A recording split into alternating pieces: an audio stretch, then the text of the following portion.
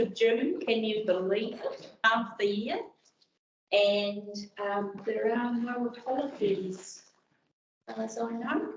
And nobody in the public forum. Is there any items that anyone wants urgent that need to go on the actual agenda and can't be covered in members' reports? No. Conflicts of interest, I don't think there's any decisions that will involve conflicts of interest, but declare at the point if there is. And then we'll move on to our meeting minutes of 10th of February. I'm happy to move. Right, thank you. Seconder. Gary, anything anyone wants to bring up? I just wondered today, is the whisper going to be discussed? Yes, we discussed. Okay, yeah, that's all good. Yes. Thank you. So we've received those, thank you. And now we'll move on to your report. Thanks, Mr. Manager. Gary. Thank you, Madam Chair. Morning all. So this quarter primarily has been involved in COVID. We've had both external and internal. So we have been, the EU has been part of the COVID response team. And so we've been involved in the rat supply and just part of Donna's team. It has been quite busy. We've had a lot to do, a lot of policy decisions, and externally, Pam will talk to that, but she's been working pretty much on a daily basis with the DHB and just making all the logistics work for them. Yeah. And it's working well. Hard work, but we're getting there. So and it's not over yet. No. So as I think Helen might allude to in her report, so Helen does she captures data from all over the place, mainly through the DHB links, to give us a graph of where COVID sits within TCDC and within council itself. And yeah, it's not great reading. Yeah, I've got to admit. So that's where we've been. So we got through summer. So just to wrap up of summer, we got through that really, really well. Economically, it was good. And I think probably for the amount of people we had on the peninsula, all our infrastructure held together. It was touch and go with solid waste, just sheer volume. They had their own COVID issues and everything else, but we work really, really closely with all of them on a daily basis during the peak period, and it pays to be. So once again, I'm going to talk about that later on. It's developing those really good relationships, both internally and externally, yep, and how it really matters. Problem shared, So we've had 4 major weather events. Well, we can probably say 5 now. And we had one full activation, which meant that we had to set up and get prepared, and that was for ex-tropical Feli. It came through. And with that one, of course, it comes really close and threatens you, and then overnight, yeah. Which is good because if they hit land, they're quite devastating. So the major project, well, we've got 2 major projects on now that the girls are involved with. Pam's evacuation project, and Helen has commenced undertaking a review of our hazards and risks. Call it not policy, but a plan. Yeah. And I'll get Helen to talk to you about that. So one of the other focuses we have is recovery. So as you may be aware that I'm the recovery manager as well now. Yes. And NEMA have put a big focus on recovery as they're just putting it up the food chain for us. So as a result of that, we've got a lady called Lisa Roberts, who's a private consultant, is going around the Waikato, and she's evaluating the recovery status of every council. She's coming to see us in a couple of weeks' time, and she's seen all our reports and everything. So while we are, we're the best of the bad bunch in the Waikato. Right. So there's a lot of work to do in the recovery space, but a lot of councils have done absolutely nothing. So, tell me, for a layperson, if someone said to me, "What's recovery?" What would I say to somebody? So once an event is passed, if it's a major event, recovery kicks in. So it's a matter of, ideally you have a recovery manager working with the controller during the event, so he or she can get a picture of what's going on. and then immediately the controller finishes or deactivates or closes the event, the recovery manager takes over. And so they would be involved in infrastructure, welfare, all of the different aspects. That all comes under recovery, right? So the last time we used it was in June last year, when we had the big storm on the eastern seaboard that wiped out all of the beaches that came through Buffalo Beach and everything else.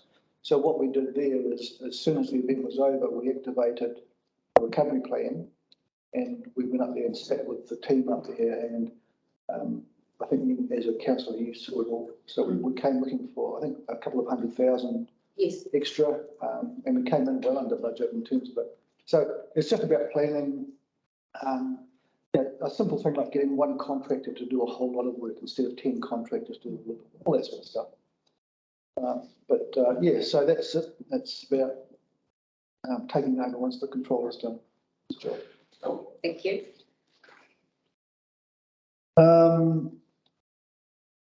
Going on to one of the things that's really, really highlighted, I think, probably the success of the emergency management unit is our relationships.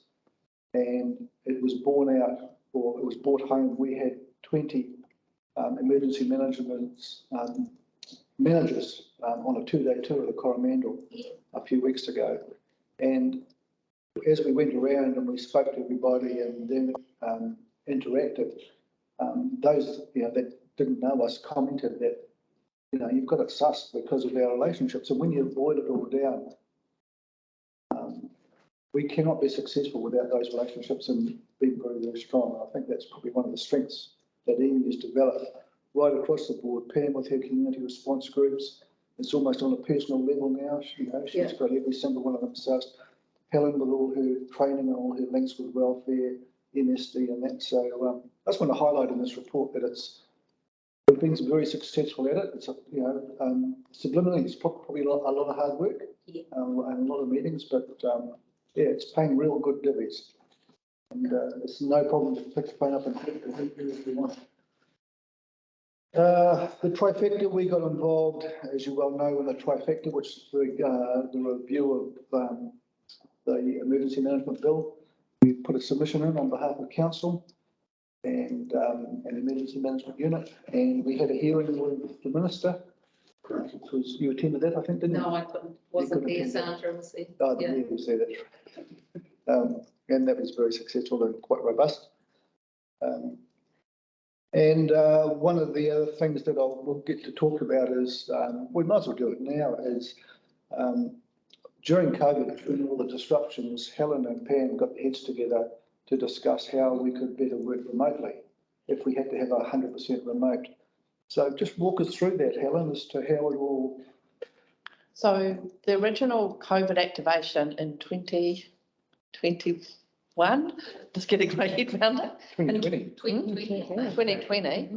2020, we had a full, for Haraki, Miramata Piako and Thames Coromandel District Council, we activated Emergency Operating Centre here in Thames, but had some of our staff working remotely to try and minimise the risk. And the centre covered, people were well spaced. We took over most of the county building and had the teams separated. So we had a taste of developing a little bit of how it would work, be able to work online. And then through the beginning of this year, put some real effort into developing basically workspaces. So when you walk into our emergency operating centre, we are covered in whiteboards. The whiteboards hold the information. So it's just making the equivalent of that an online version. So mostly using good old Excel spreadsheets, but it meant for activating our emergency operating centre now, we can have staff 100% remotely, but we're all looking at the same picture, sharing the same information. And we exercised that recently. It was 4 2-hour sessions, and our primary goal was to look at, can we run a concurrent event with COVID fully online? And the answer is definitely yes. It highlighted some gaps and opportunities, gaps a little bit in, we're still missing a few key staff. We've had a bit of turnover, but also opportunities, because if we can work fully remotely, there's no reason why we can't pick up staff from Whitianga office or Whangamata office. Yes. So previously, we've focused only on Thames staff that could be in the emergency operating centre. So the exercise went really well. It's the end result, I think, would be more a hybrid model like we did for Cyclone Billy, where we had the key people, the incident management team, which is the your planning and intelligence manager, your logistics manager, Gary, as controller, and myself in the office. And then our teams are working out remotely, so that in terms of the pulling it all together, it works really well. So I think a hybrid model going forward. And then I've got a whole lot of training plans coming up, because we've now got staff in the area offices that are keen, that we're saying, do some training. Yeah. Cool. Thanks. So it's just another. Martin? So can I ask an IT geeky related question? So do you, with having those people working remotely, and you're saying, you know, like you said, oh, you know, sometimes a good old fashioned spreadsheet, but have you got or has the council got the IT capability or what they need to enable that to happen? Or are you kind of making do of it? We've had for a number of years now a separate to TCDC's IT system. The Civil Defence have had a separate Office 365 suite that we use. Oh, okay. And so we're using shared documents in Office 365, Right. shared email addresses, and we run it alongside MS Teams. Nationally now, Civil Defence is, most activations, most emergency operating centres, emergency coordination centres are moving towards using MS Teams. Right. So that's the next transition. So yes, we've got the IT capability to have our shared environment. The trick was for staff that train, once every 6 months, that when they go into this shared environment, that the prompts are there for them to be able to, oh, right, this is what I've got to do now. So that's... Can they remember their password after 6 months? Okay, That's thank you. part of the trick, yeah. So yes, IT, yeah, we're close with that. That's good. So, the first time we kicked it into gear, it was a little bit clunky, but there's potential. It's going to be another way of doing things, which is good. And could be really useful if we had something catastrophic. That did mean that people literally were in their own homes and stuck there. Yeah. Dependent on Wi-Fi. Yes. So good. Thanks, Helen. And so the last part of my report is just an update. So once a month, so at the start of every month like today, we have our workshop with NEMA later this afternoon, NEWA, and they give us their predictions. So this one will be from June through to August. And so this is what you see. I just give a summary of that workshop. And as you can see, we're in for an extended room period right through till probably July. So the La Nina is still sitting up there. So we're still going to get a bit of this weather. There's no doubt about that. It is going to continue on. The next 3 weeks alone look pretty messy out there. But we're ready for it. It's just BAU for us. The issue that we have, and we've experienced it again, is the accuracy of net surface. Being able to predict, and as you know, we're the problem child of the country. We're the hardest to predict simply because we've got the big spine. The convection just comes in, and where those storms drop their load, who won't know? So Pamela said that only Mana copped it last night, big time. It was always in the frame, but we thought it was going to be further up, but it appears it was. So it's just one of those things, but we're working with WRC now to see if we can be a bit more proactive at our end, and that's like using the community response groups a bit more in preparation to make more assumptions on our behalf rather than just relying on net service say this, and this. Because if they tell you it's going to be 140 mils, it's 280 or 300 always. So anyway, so that's the end of my official report. If there's no questions, I will flip over to the work program. Are there any questions for my report? I just had one question, just following on from what you said about recovery. So at what point, and I know I'm sure this happens with everyone, you turn up to do a job and they say, oh, while you're here, can you blah, blah, blah. So at what point, if you're doing like recovery from a weather event, do you, how can you tell like what was broken before and that you're not, I don't know if I'm making any sense at all. What you're trying to say is like, at which point do you say recovery is over, or? Yeah, saying actually these these drains were like this before, we're not, I don't know. So we've got the as-built information. So the thing is, being a recovery manager, you're just a conductor, you're just a coordinator. Right, So if it was infrastructure, we would bring in the infrastructure, we would work with them. yeah. And Oh, so they'd know what was there before and say, hey, we're just getting it back to that. Okay, right. And the thing is, audit can make sure that you went back to the as-built to say, well, prove it. Was that curb and channel there before? Right, yeah. So there would be, if it was a big expenditure, like close church, something like that, it would be a major audit. Yeah. Issue. But for the likes of Jamie, who was my coordinator for the June storm event last year, there were a number of structures that he came back and said, no, they were buggered before. And Terry would, They got ruined in the last storm event. Terry would say some of the access ways in Whangamata were below standard then. We weren't able to do much with them for a while. Right, Because okay. of the storm, because it just exacerbated them. Okay, thank you. That's your question. It does. Okay. I'm happy to move. So Ron's moving and Martin, you were seconding that we receive the district manager's report. Everyone happy? Aye. And then we'll go on to the work program. Okay, so I'll hand over now to Pamela. She's first cab off the rank with the evacuation project. Hi, Pam. Can you hear me? Can you hear me? Yes. Okay, cool.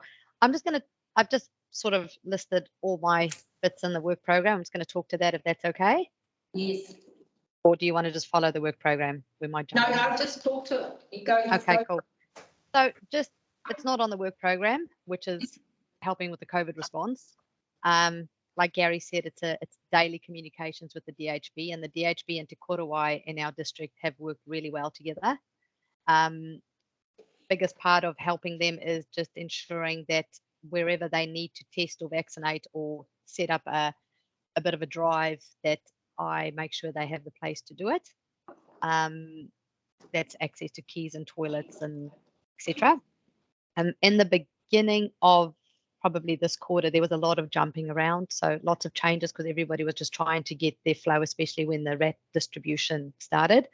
But yeah, I think we are well set now, and I think from this week we will not have that many changes, which is good. Talking about the tsunami evacuation or signage project, to date I have installed 104 tsunami information boards around the district. That's from Whangamata all the way around to Kopu. And they are on public toilets, beach entrances, boat ramps, etc., as well as in most of the town centres or village centres. The next part, as you understand, is my the signs for evacuation routes, safe zones.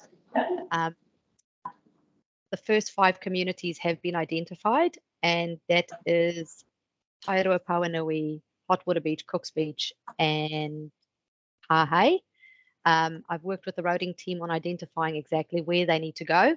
I've also, in some instances, had to seek permission from private road owners, whether we can install a safe zone sign on their private road, and we've received all that. So as of yesterday, Ventia is just going to come back to us with what days they're going to slot this into these 5 communities, and it will be done before the end of June. Following that, the next 7 communities will be Whitianga through to Whangapaua. And then I'll just work my way in little snippets around the district. Obviously working closely with Pinnacles and our roading team. Moving on to Whisper. These are my 2 biggest projects. Whisper has been a little bit of a pain. I think we were ready to go at the end of February. Unfortunately, I loaded all council's templates for us to communicate with council staff. That's ready and done, tested. We also tested Whisper for our exercise tahi, for calling the the IMT to a meeting. So internally, Whisper works for us. The public-facing subscription side is where we noticed there was a problem, and it's taken Whisper a couple of rounds to fix the back-end issue, and the issue was the tick box for the public to receive voice call alerts. And I was, as you can understand, a little bit upset because that was the selling point for us. Yeah. One thing we wanted it to do for our communities, and it wasn't working well. And they wanted to go live, and I was not ready to go live until it did what it said it was going to do. So last night I received the last email from Waikato Civil Defence to confirm that the bugs and everything been fixed. And we've booked a meeting with Whisper. They're testing today, their bit, and I'm testing with them tomorrow, which means as of, well, Amy from Comms will also be joining me in that meeting tomorrow. We've got our comms plan ready for the public, and I'm hoping that within the next week or two, it will go live to everybody. My community response groups have been told about it. They know that it's coming, and I'm going to be using them and their networks and knowledge to help me integrate this into each community as well. So tomorrow the testing will commence, and probably by the end of the week I'll know whether it's working and we can go live next week. Right. Any questions on that, Terry? No, that's a great update. Thank you very much, and interesting to hear the comments around the voice activation. So yeah, hope it all goes well. Yes, fingers crossed. I'd be very happy when that's ticked off the list. Can I ask, not it's associated but not directly Whisper, how was the response to the national alarm system test that went off last Sunday? Have we had any feedback about coverage or anything? So they do a Waikato coverage and it was in excess of 90%. I think it was closer to 95% strike. They cannot isolate the Coromandel from the Waikato stats. Right. So very, very high compared to 5 years ago when it first started, which was 30%. Right. Okay. Yes, I'm so interested from your community response teams, how many of them, yeah. I was actually on holiday last week in Fiji, so, and the test happened the night before I left. So, but since then I've spoken to 3 communities, well, a person in each community, and they received it. For instance, one of them had 2 or 3 phones in the house and one of them didn't receive it. I was here the night that it went off, and my dad was visiting from Perth. And for instance, I picked up a bit of a fault on his phone. He did receive it. Obviously, he's here with his international phone. But once the alert went off and he pushed OK, it disappeared. He couldn't go back and find it in his emails or text messages or anything like that. So I've reported this back. But just so you all know, that system that NEMA uses to send that alert, that is done through Whisper. Right. I got a couple of questions if I can. Yeah. Yeah, so Pam, just interested on the community groups you were setting up around the Coromandel, those ones that were struggling to get service. Has that been completed? That was struggling to receive. Are you talking about the enhancement of the mobile network on the Coromandel and the black spots? Yes. With the rural connectivity group? Yes, it's on my list. I'll talk about that now. Oh, yeah. I just received feedback from my contact at RCG. 6 of the 11 sites are up and running. That is Corriglen, Kaimārama, Kennedy Bay, Little Bay, Otama, and Te Mata. There's 5 still outstanding. The next one to come up, and probably has come up when I heard from it within the next 2 weeks, so last week or this week, is Port Charles. And the sites that they are still trying to work on is Kopu, Papuaroha, Tacoma, and Waititi. That's amazing progress. Yeah. In this little group. Yeah. Although they're well resourced financially by the government. So this is just for information. The government got all the telcos together Spark 2 degrees voted for, and they all had to put money into the to this. It's a trust, I think, isn't it? It's almost like a charity. It's a charitable trust or something like that. And they're making good inroads. The biggest frustration is getting access to land from DOC, put the towers up. But those sites that Pam's just alluded to, they're our key sites. That's where the big holiday makers are that we cannot get to. So that's really good progress. Obviously, there's still a lot of, there are still places in Coromandel that is a black spot. And for instance, my contact at RCG, she's really quite good to work with, because I had, for instance, feedback from people at Lakes in Pauanui who wanted to connect with them because of their connectivity. And instead of just shutting them down, she's actually starting dialogue with them. And I do know that one of the communities that they have really struggled with, and it's fallen off the list, and I'm going to follow up and see how we can help them with this, is Hot Water Beach.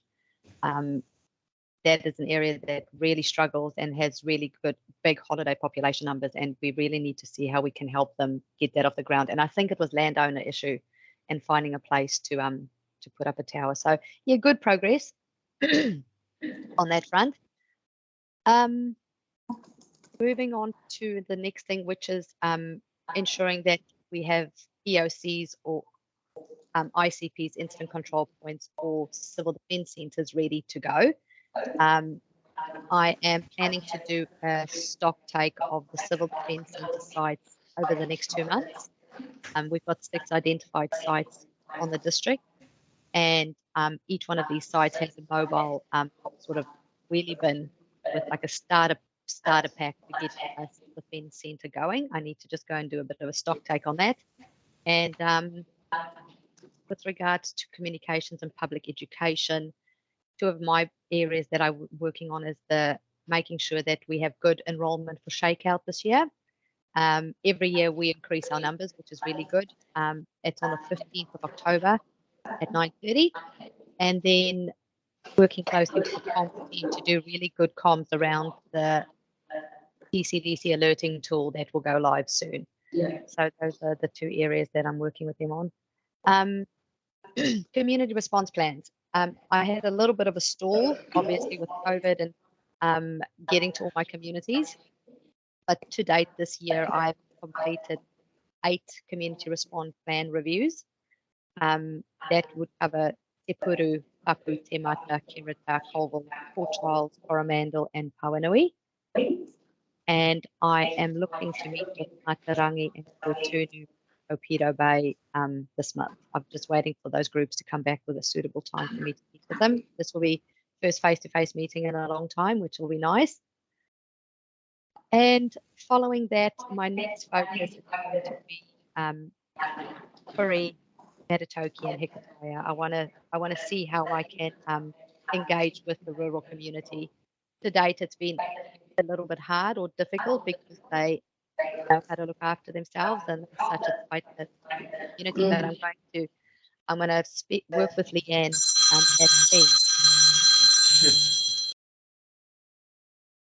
I'm going to work with Leanne at FENS to see what is the best way to help that community, and whether they even want help, and if they want help, what kind of guidance or assistance do they need. I don't want to go in there and bulldoze them with how we do it in the urban areas. Yeah. And yeah, the next one was the rural connectivity group, and that was all I had to talk about. I feel tired. Thank you so much. Any questions or comments? Yeah, I got a couple, if that's okay. Yeah, go Terry. I'm going to a meeting in Pauanui, and I've been away, as you know, on leave for a while. And one of the questions they've chucked at me is that the tsunami poles over there, are they able to be used by them? And I've got no idea what the answer is. Does anybody help me with that one? Well, as far as I'm concerned, there's been a letter sent to people by the mayor, and there's 2 things that they need to do to make that feasible. And so, and do you want to? So the mayor has written to Mr. Yeomans, who is the leader of the the issue, and she said that as long as you form a legitimate group that can manage and maintain for the long term the poles and the sirens and get permission, and the second one is get support from NEMA to be part of the alerting system. So membership in NEMA, and then the poles, we will do a lease for the poles at $1 a year, and we'll happy to fire ahead. Okay. That letter was sent probably 2 months ago, and as yet we have no response. Right. Okay, that's great. That's fantastic. The other one is just a comment, and I'm just throwing it out there. We had a presentation at the last community board meeting, Spark wanting to put 5G towers around the place. Is this this caused a bit of issues last time they talked about that? How do you feel about this, Gary? Is this a good thing or a not so good thing? It all depends how much tinfoil you've got for your head. Gary. Gary. So it's, look, it is good. So, I mean, 5G's here, and I mean, 5G's universal. It's here whether we like it or not. So I think we just, I mean, any communication improvements for us is good. And all I know is that Spark do have an obligation to keep it safe. So I was disappointed that they weren't pushing them out into the areas where there was the issues around coverage. It was more about boosting the areas where they currently got. So I was a bit disappointed about that approach, but anyway, I see Lorna's got a hand up. We had that discussion at the Thames Community Board as well, Terry. I think it was Vodafone perhaps that was wanting sites where we are. Oh, yeah.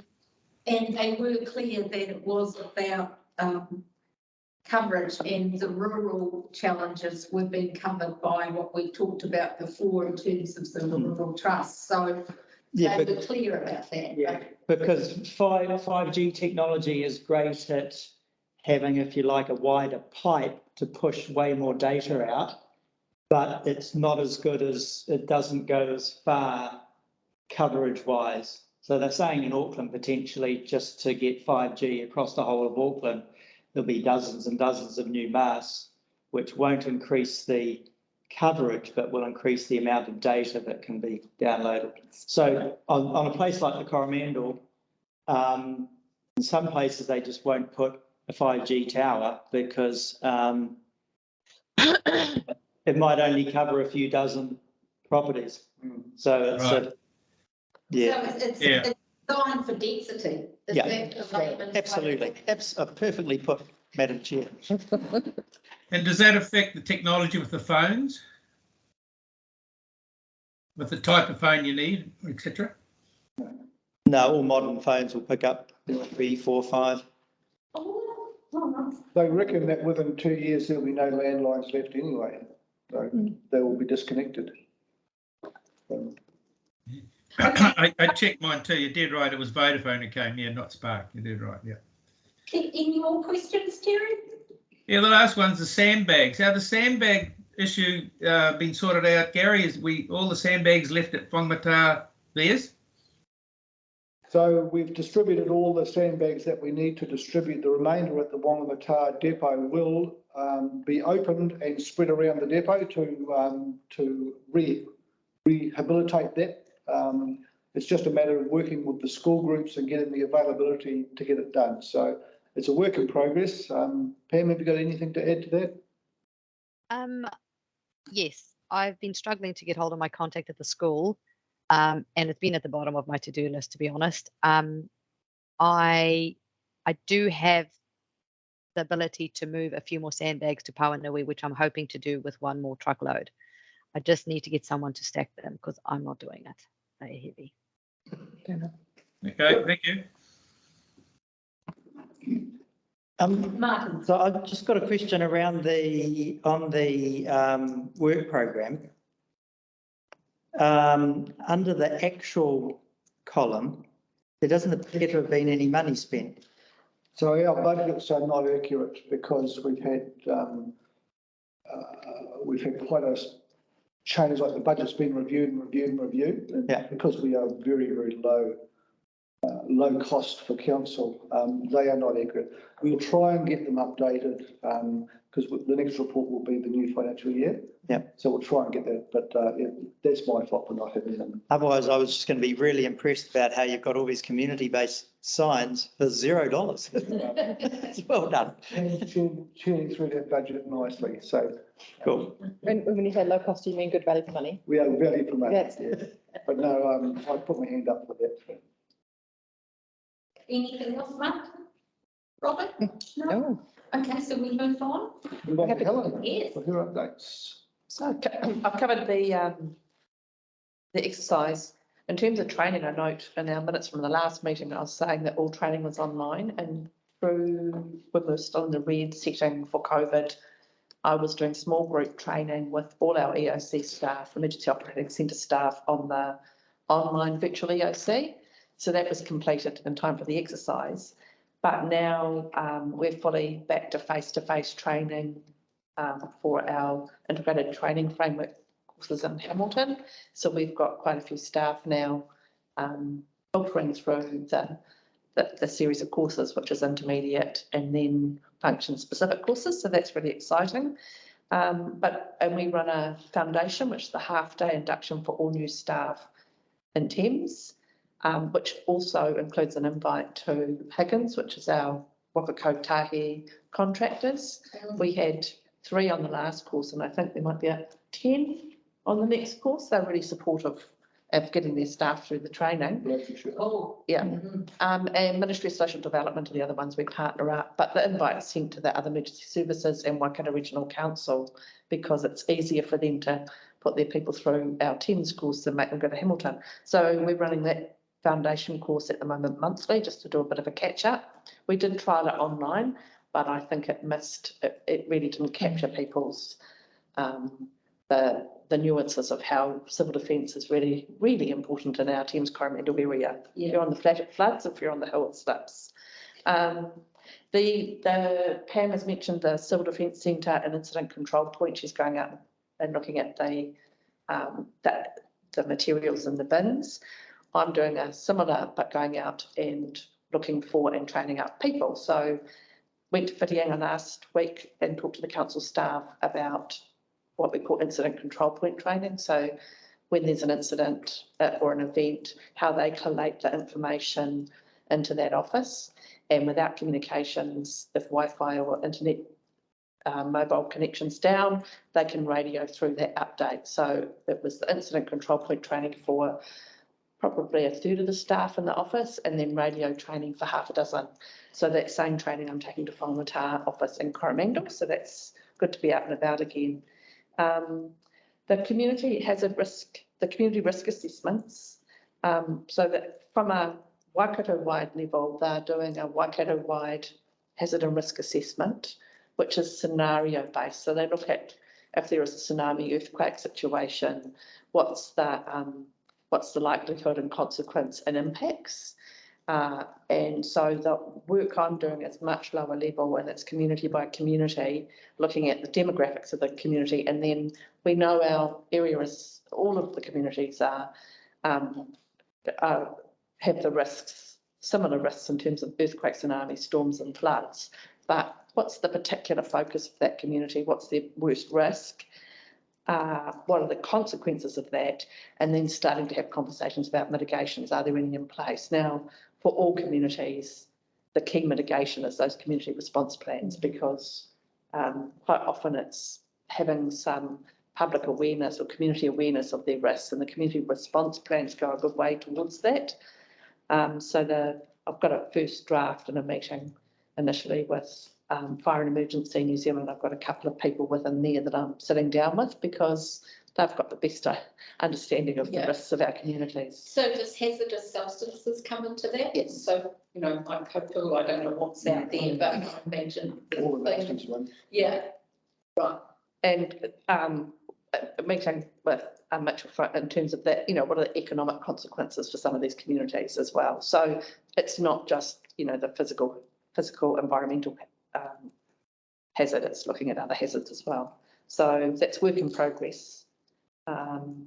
And Gary mentioned before how I track the COVID trends. I think at one point when we went from red to orange, we were down to 17 new cases a day in the Thames Coromandel area. We've been tracking, it really is cyclical, and between 20 and 40 in the last few days, the new cases per day is in the 20s, but then yesterday it's back up to 42.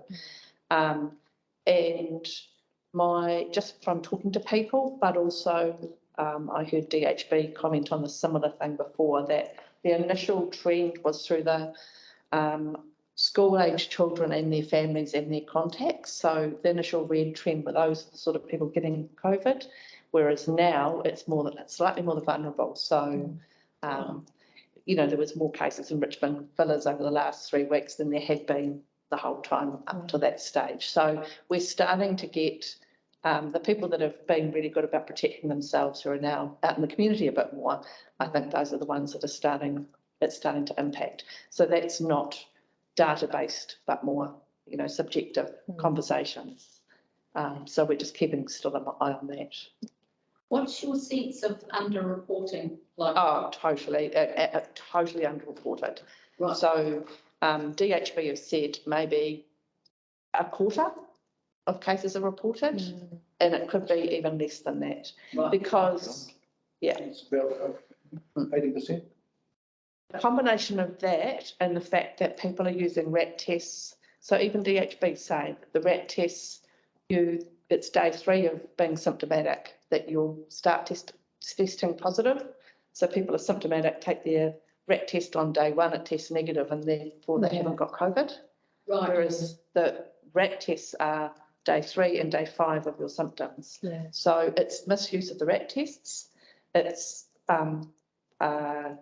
just what's the point of reporting? So a little bit through the community response group meetings that Pam's been holding online, we've been encouraging people to spread the word in their communities, because people that report their RAT test, have that positive COVID test, then have the option of a daily call and a check-in. And those that have had that have said how beneficial it was. Took the stress out of, some families who, then are getting some support in terms of a food pack, but it's that medical check as well. So people are getting the benefit of a medical check-in. So trying to encourage that through our community response groups. It's not over yet. No. Thank you. So apart from, unless there's any questions regarding the rest of this is the final check of this particular work program, so we'll have a brand new one at our next meeting in September. If there are no other questions, I'll move that we receive the work plan, and I've got a seconder, Robin. Yeah. Thank you. Now, Terry, anything you want to say in the members' report? No, you've covered all my concerns. Thank you. Right. Have a good meeting in Pauanui. Yeah, thank you. Robert? No, not anything specific, just that I've enjoyed going to new beaches and spotting all the tsunami warning signs, ticking them off the list. It's good. Martin? Nothing from me, thank you. Right. I don't think there's anything from me either, other than just to acknowledge once again the variety and the amount of work that gets done between meetings is impressive. So thank you, Pam. And I'm a terrible crier, so I'm not even going to acknowledge that I'm retiring, and I'm going to close the meeting. And I'm just encouraging. I can move. Oh, and we'll move, and I'll move, and Robin's editing the members' report, and we're closing the meeting.